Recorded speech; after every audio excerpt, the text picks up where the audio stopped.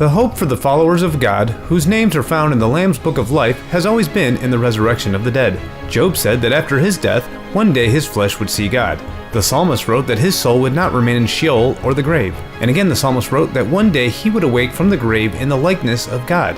The prophet Daniel wrote that the dead will one day awake to everlasting life or everlasting contempt. Jesus told his followers that a time is coming when all who are in their graves will hear his voice and will come out, those who have done good to the resurrection of life, and those who have done evil to the resurrection of condemnation.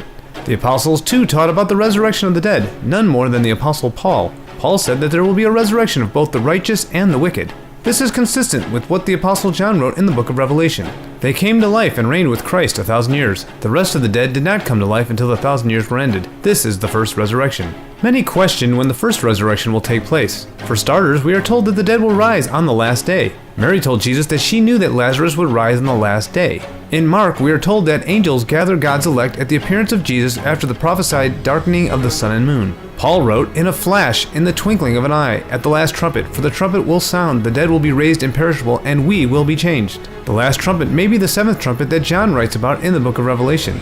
No man knows the exact day or hour that Jesus will return, but the Bible shows us that the first resurrection will take place at his visible return at the end of the age, probably during the fall feast. Until then, we should always be ready for his return and have faith to endure until the end.